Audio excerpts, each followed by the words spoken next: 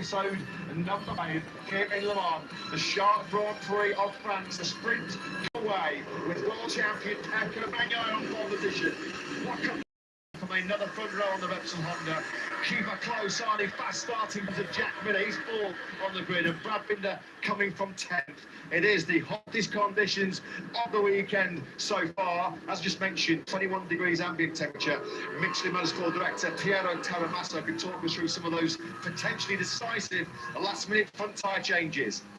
Yes, Piero, this is by far the warmest temperature I've felt all weekend. What difference has that made?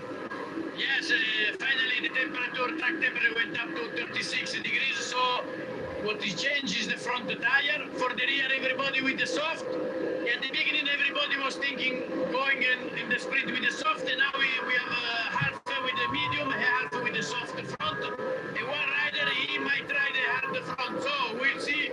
This is good for tomorrow race to have more information. Thank you. You're welcome. Thanks to Piero Taramasso. Of course, a massive home Grand Prix for our exclusive official tyre supplier, Michelin. One of our shoulder cams is fitted with Johan Zarco. Might be some electrifying action early on from the two French boys trying to fly and fight their way through the pack. It's going to be hectic on that run to the Dunlop chicane for the very first time. Zarco, 9th on the grid. Quartararo, 13th. I've got to say the French boys have really struggled in this new format, haven't they? Just 1 point collected so far in 4 sprints for Fabio Quartararo, the man who has really embraced the new short, sharp burst of the Saturday sprint, has been our reigning world champion, the 26-year-old Italian Pecco Bagnaia, the sprint winner, a historic first sprint win for him in Portimao, 6th in Argentina, the sprint winner again from pole in Cota, 2nd to Brad Binder in that thriller in Spain a couple of weeks ago. Can he make it a hat-trick of sprint wins in our first 5 Grand Prix? Fabio Quartararo, we're hoping it's going to be a lucky number 13 for him. He heads that 5th row of the grid on the Monza Energy Yamaha. He needs a monster performance, doesn't he, in this 13-lap sprint to get himself anywhere near podium contention. We've got the green flag cleared at the back. We are ready to start the sprint action for the first time here in the lawn. Pecco Bagnaia, a superb launch already on the KTM. Marquez getting small up here on the outside. He is a Jorge Martin. Miller immediately up in the 2nd place. And Brad Binder also up a few places in the middle of the pack. There is the one as Martin goes wide. He's going to take 2nd. Miller's really punching up to the Dunlop chicane. He's going to the Dunlop chicane for the first time. No significant progress like Marini, or was it Bezzecchi? Good likes Marini leading on Marquez now. They're attacking to the museum corner. Marquez has the inside line. Not the start under the Repsol Honda man one. He's 2nd on the grid already, been pushed and back to 4th place. Yeah, and then it's Marini and Marquez battling for 4th. Brad Binder is now 6th in this. He's just up behind Marini. Fabio Quartararo's sprint woes go on. He's down to 16th. Did not get the start he wanted, and then when you buy further down the pack in that concertina effect into the Dunlop chicane, he got picked off.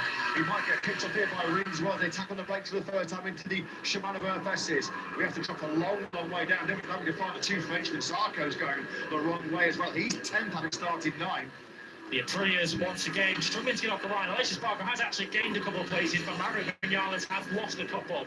He's down into 8th place, and there they are. They're battling with each other for 8th and 9th. They need to look at what's going on up ahead. They're losing ground to the leaders. Yeah, Vinales is a crazy high turn number 11. He was almost in the car park there. He's been picked up by Alexis Barker. Bezzecchi is going to lift him up as well into turn number 14. It's all going wrong early on here then for Maverick Vinales, who was 5 minutes away from his first pole position in nearly 2 long years. And Yaya has the advantage at the front. Is Martin going to be close to attack him into the Dunlop chicane? No, not quite. Well, so far in the sprint so far, we've had 2 interpeats for Bagnaia and Binder, but the other rider who's really excelled has been Jorge Martin. Of course, he was on the podium, led onto the final lap of the very first sprint. It's very much shades of the Portimao sprint, isn't it, early on in this one? We've got Bagnaia, Martin, Miller and Marquez, who are firmly at the front in Portimao. They're in our leading group. It's a leading group of 6 at the moment, with Marini and Binder just at the tail of this group. Big winner on the first lap. Oh, Binder! And that's Miller. That's Miller who's come out. I was just about to say, Brad Binder was one of the big winners on the first lap, but it's his teammate Jack Miller who has succumbed in that tricky braking zone. Maybe a lack of temperature in that tyre as Binder fights his way through aggressively, as he so often does. But he picked up Marini, no way there that Marini could turn into garage there. So Jack Miller's sprint victory hopes, they have disappeared in a cloud of dust. Turn 7, lap 2. See how furious. It's a big opportunity that has passed him by. Here's a look at it then. Third bike in your picture up behind Martin, and as he tips it into the museum corner, which is a very, very easy corner to make that kind of mistake on. Miller slides out of third place. His teammate now leading the KTM challenge. He's just up behind Marc Marquez. That's a battle I'd pay to see. Just wondering whether Miller just hadn't quite got the medium up to optimum temperature, right in that zone where it was going to be really good confidence. He was quite a long way around that because he mid-corner when the front tucked away from him. So KTM hopes now they're resting on the shoulders of Brad Binder. Can he find some more sprint brilliance? Yeah, it's so good on that fast sweep through turns 1 and 2, isn't he? Nothing that Martin can do about the world champion. Miller's passion has dragged Marquez right onto the rear tyre of the Spaniard rider in second place. That's Martin. Don't discount Marini as well. There's a clear break here. Those top 5 guys have pulled a second, or 2.5 seconds clear they are now, of Alex Marquez, who's leading the train in the second group in 6th. Martin closes up nicely behind Bagnaia on the brakes into the Dunlop chicane, so he can get alongside him on the way out of turn 2. He'll be through in a flash on the way into Dunlop. Further behind this group, Malaysia Spargo is now up into 6th place. You'll see him at the back of the picture leading that second group. He's now got past Alex Marquez and Marco Bezzecchi, who slipped back down to 8th now. So, fantastic Friday for Jack Miller here in France, but Saturday's been a little bit disappointing. Missed out on the front row, which everybody thought he was a big favourite for this morning. 4th place he started, but that first faller in this sprint here in the Sharp Grand Prix of France. In front of the packed grandstands, the packed hillsides here in Lemans, comes Pecco Bagnaia, who got the dream launch from that 13th career pole position in MotoGP. He's being harassed here, isn't he, big time by Jorge Martin, who's going to try and pick up some good driving and record him on here, and maybe be close enough to attack Bagnaia on the brakes into the Dunlop chicane on lap number 4. That's easier said than done, though, isn't it? The heavyweight battle brewing between Marquez and Binder got third place as well. Binder set the fastest lap of this sprint so far in the previous lap. Last time around, he was once again faster than the 3 riders. He goes straight to Marquez. Marquez is going to break it out around the outside, though. Yeah, those two toughed it out. There goes Martin. This time around, he was close enough. He'll just slam the door shut. Right in, drop that 3 o'clock to catch him right in front of Pecco Bagnaia. Can Bagnaia retaliate coming down the hill into La Chapelle? No, he can't. Brilliant action there between Marquez and Binder. 2 very uncompromising riders. And they won't be shy. They won't be scared of rubbing knees and elbows, will they? Marquez came out of the bedroom though after Binder got on his inside into turn 2. Martin got the move done on Bagnaia, but he did slow them both down, which has brought Marquez and Binder right back onto their tail again. They were 4/10 of a second behind as they came across the line, but that was closed down to nothing now. Look at Binder sideways again, eyeing up the move on Marquez, but Marquez slams the door shut into the garage there. This is what we wanted to see in the sprint action this year. No worries about tyre conservation, no worries about fuel management, just the rest of the world going hammer and tongs at it. Marquez is just too sharp, too razor sharp on the front end of that Honda into the Shimano vertices.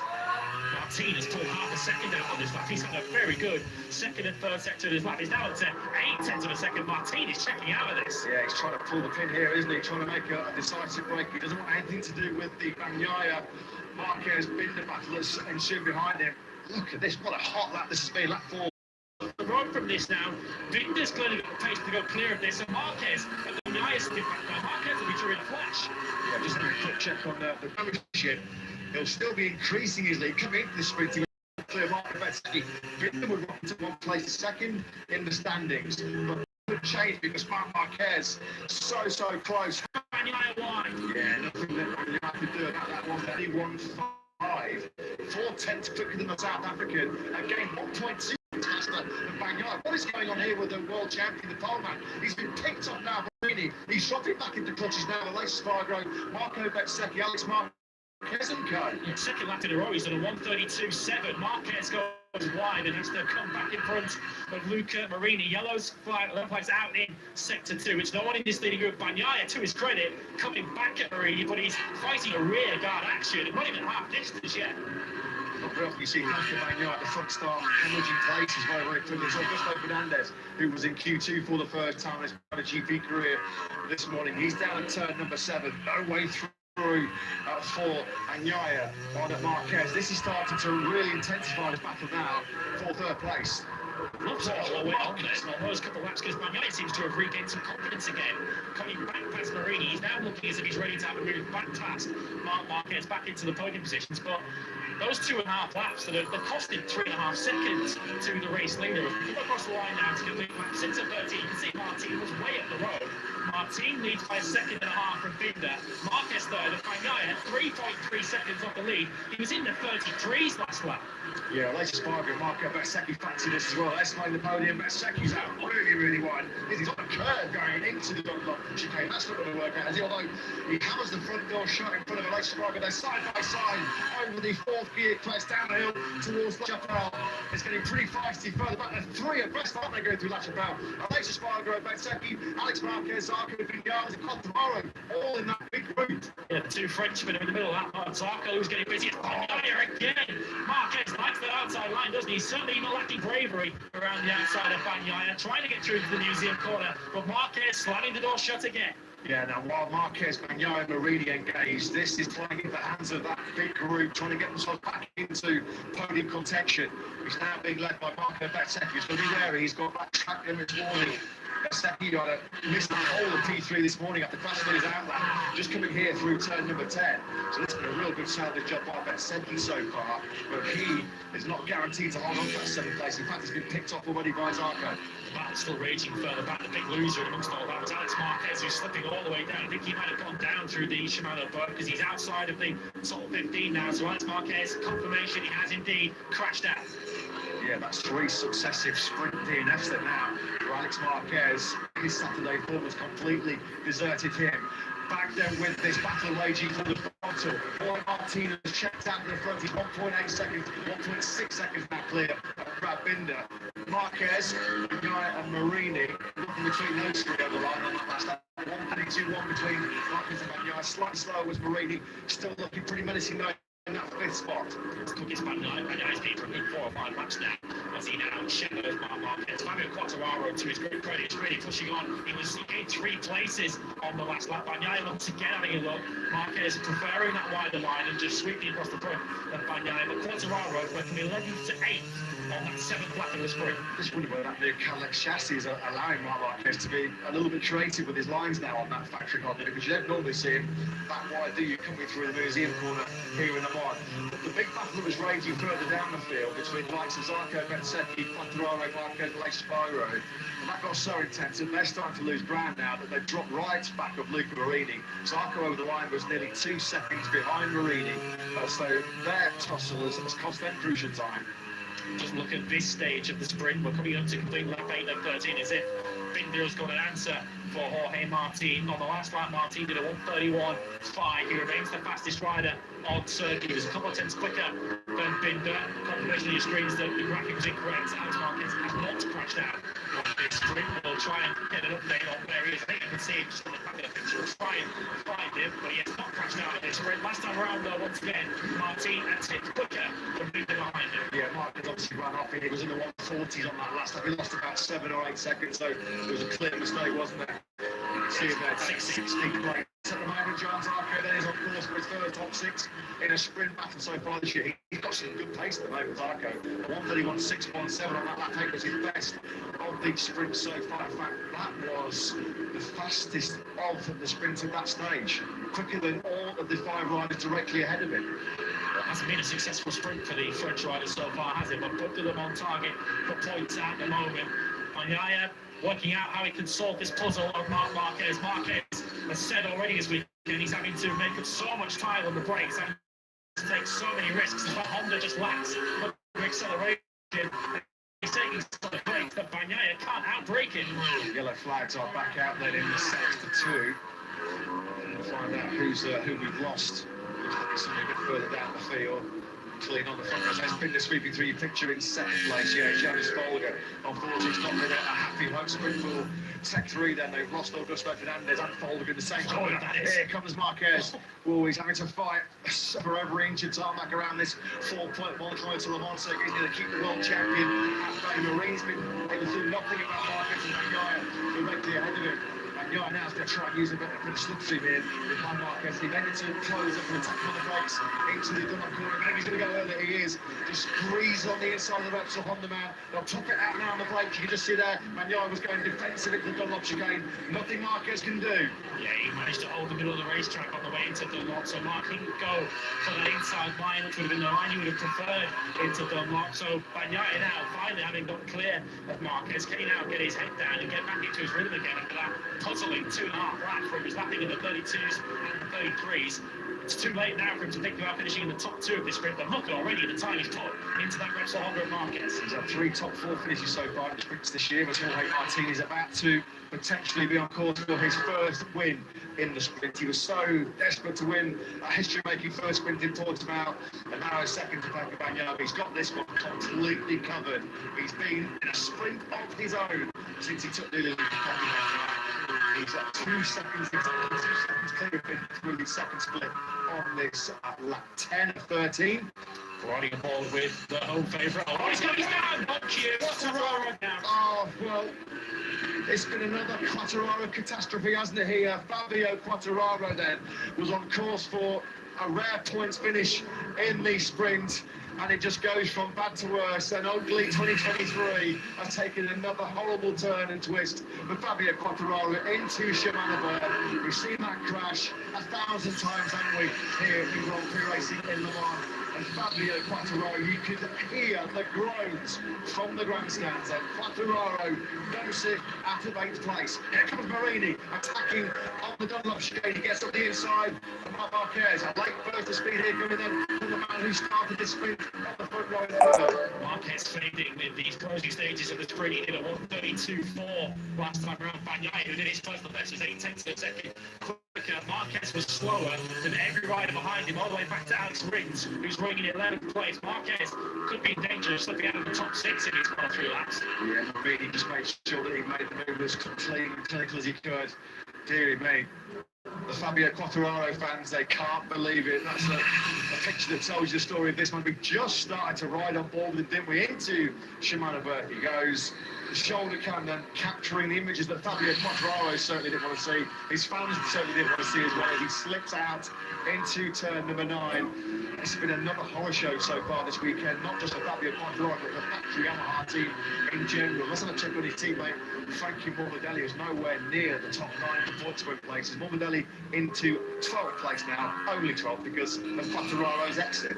So keeping an eye on the point scores at the moment. Of course, Martinez just over 2 laps away from taking the maximum 12 from Brad Binder and Bagnaia. Then it's Marini and Marquez. They are starting to fall into the clutches of Zarco in 6th. You can see that group behind them starting to pull together. That could soon be a 4-way battle. 4th, 6th and 7th for Marco Bezzecchi closing in. Bezzecchi did a 32.0 last time around. Another 3/10 quicker than Marc Marquez. The gap is around a second from Marquez backwards, but that is only closing. Yeah, we're riding on board then with the Repsol Honda Star Marquez. They drop down towards La Chapelle. He's not going to give that 4th place up the almighty fight, is he? Marquez, he's being reeled in though pretty quickly here by Zarco. The shoulder cam with the trick of coming the catty man. Hard on the brakes and now into turn number 7, the museum corner. Marini's just in a little bit wide.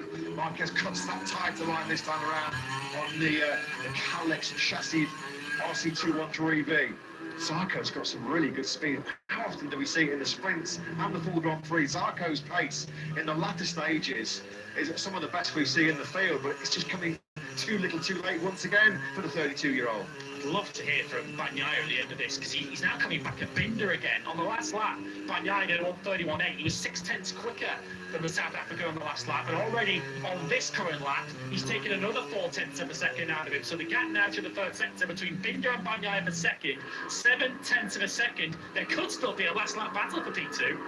Yeah, what knocked him out of his stride? What was it, lap 3 and 4, where Bagnaia just seemed to shrink into his shell a little bit? We don't see that very often, do we? Now then, the battle rages on for 4th place. It looks like maybe the best it will be for the likes of Marini, Marquez and Zarco will be 4th spot. Marco Bezzecchi's winning at that time. Marini is responding to the pressure coming from Marquez behind. He just had his personal lap of the sprint, 1:31.940. He's just opened up sort of 4 or 5 bike lengths on the Spaniard behind him as they go into the Dunlop chicane for the final time. Last lap here then in this Tissot sprint, which is going the way of Jorge Martin as it stands right now, of course, for his first sprint success of 2023. Zarco's behind.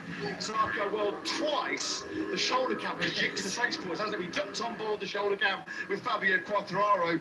Milliseconds later, he dumps it in the Shimano Besses. And then we do the same with Zarco on the last lap as he's trying to hunt down Marquez and Marini, and the second we cut to his shoulder cam, he's wide at Lachapelle. He just got the gap down to under 3/10 of a second to Marquez. He was still probably going to take something quite brave from Zarco to make the move from there, particularly how late Marcus. So Zarco, the damage was only in time, not in position. Checking halfway through this lap, that has responded to the oncoming threat from Bagnaia. He's taken the gap at 7/10 halfway through this final lap. There might need to be a desperate late move made by Marquez. Is he going to risk it? I don't think it's going to be close enough to attack Marini. Marini's done a real rock-solid job here late on here in Le Mans.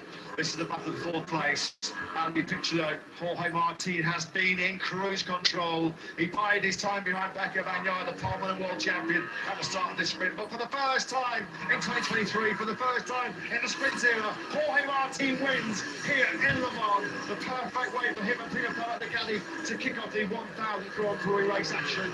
Martin takes it by just under 2 seconds. Dominant performance by him. Brad Binder, another stunning charge. 15th to first in Termas, 10th to second here in Le Mans. More valuable points taken for Binder, and that does move him up one place in the World Championship. Bagnaia does regroup after a shaky start. He takes third from pole. Marini, Marquez and Zarco do round out the top 6. Zarco then did gather it all back up his mistake at Lachapelle to finish in the top. Miserable for the 15th and Savadori in 17th. Solid day's work for Brad Binder, up to second for him in the sprint, and we are